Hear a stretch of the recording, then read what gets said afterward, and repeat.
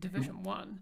And there was a little bit of confusion around randomized and procedural and that sort of thing. So there are floors that are preset geometrically with random spawns on them, and then you'll get a different...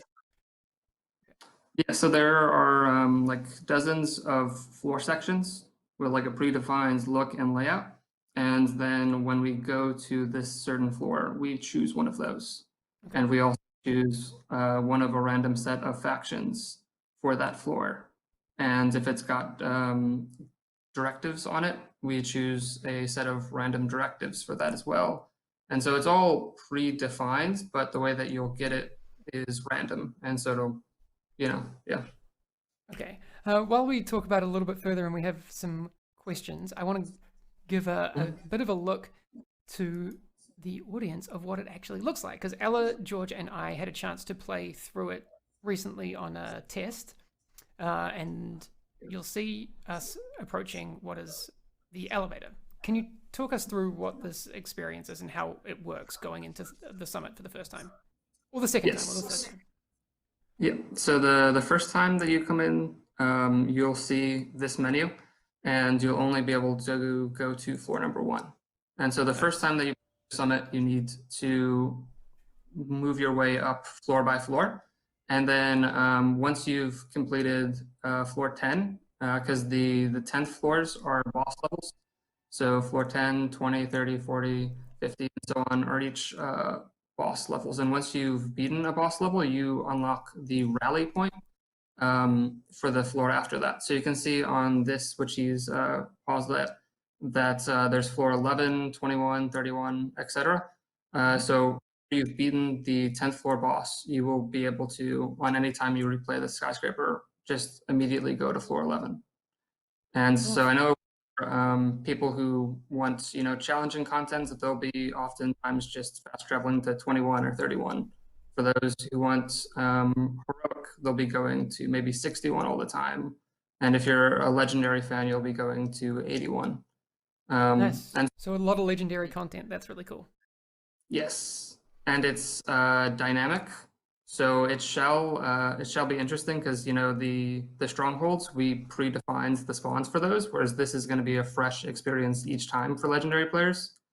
So yeah, it's going to be pretty challenging. We've actually reduced the number of directives for the top 2 floor segments there to 3, based off feedback we got from the ETF this past weekend, actually. So it should hopefully not as grueling. Cool. I'll just let this run. I've got like 8 minutes of footage. Just for clarity, you'll see some fades and edits in here because I wanted to show people the first. I think we get through 11 or 12 floors in this little test, which took us about just over half an hour. Obviously, it gets a lot harder than this, but I wanted people to see how some of this works. So you'll see it switching back between my view and Ella's view as well.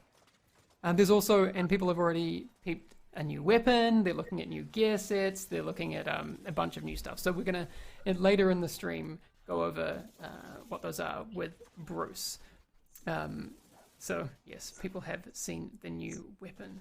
I did see a question before, Mackenzie, that I want to throw at you. Is there matchmaking for this? Yes. So you can matchmake by difficulty. So, there's the 30 floors of challenging. You'll say challenging is what you want to matchmake for, just like a mission, like a normal main mission, and you'll get placed with a group on the section. Awesome. And as before, all of the Division 2 factions are present in the summit. The other thing I do want to clarify is that this will be free for all players who own the Warlords of New York expansion. So with TU11, you will have access to this. No med kit reliant. This is not the house. It is an SMG though, and we'll go over it a little bit later. It is called... Wait, Bruce, what is it called again? It's called the Backfire.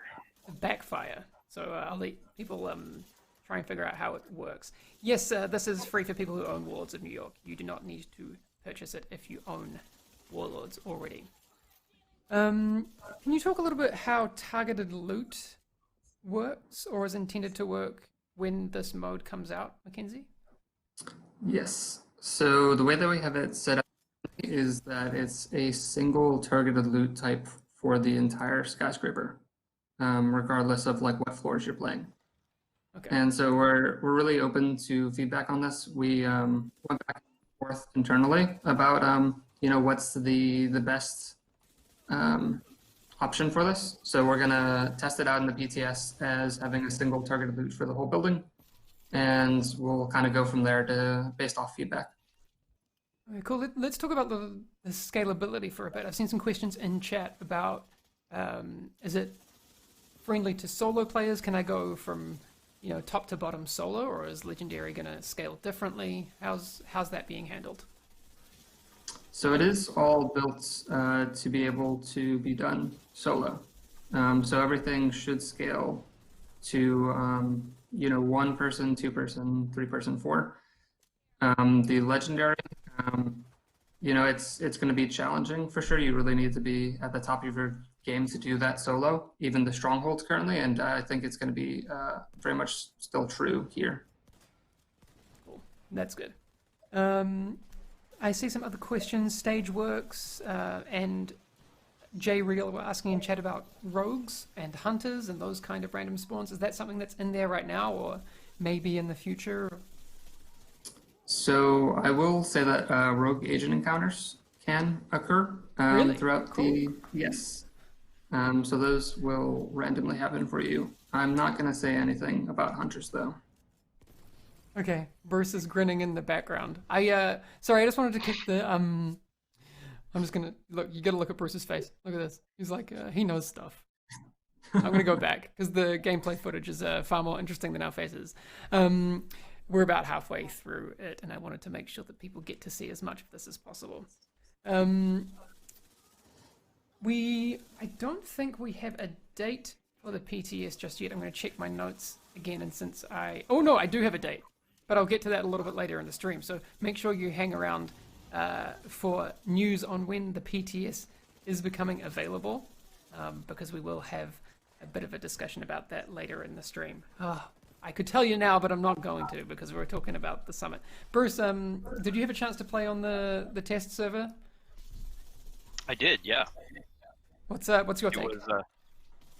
It's pretty neat. We played for a couple hours on Friday and did the first 30 floors, and it was fun. It was especially fun for me as a way to just sort of I mean, we'll talk about it in a bit, but I tried to combine as much of the new gear as possible.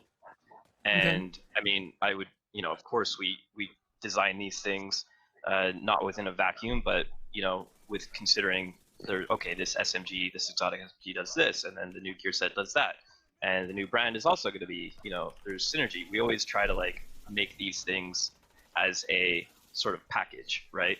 But it was really validating to throw a build together that used the new gear set, a piece of the new brand set, the Backfire SMG, and one of the other exotics, and just have it be monstrously powerful. But that being said, we weren't doing the hardest floors. So. Yeah. So I do want to point out, Ella's just sending me a message. I'm going to talk about it a little bit mechanically soon. But this SMG has a very unique mechanic where you'll see it. It applies a bleed to you, which is maybe a little strange to deal with, but I'll have Bruce explain it once we get to the new gear and weapons part of the stream, because we have a lot to go through. I've got a couple of minutes left on this footage, and I do want to kind of just keep going through it. Bruce, did you find that the way that you played was different from how you'd played previous gear sets and weapons before? Is it mechanically with this quite gear different? in particular? Yeah, with some of the stuff that people can expect in TU11 and Season 3. Yeah, I don't normally play a hyper-aggressive up-close and personal build. I sort of tend towards the mid-range assault rifle build. But I also I almost always use some sort of a hybrid build with, where I can rely on myself for some element of self-sustain, and or crowd control to give myself a little bit of breathing room and all that kind of stuff.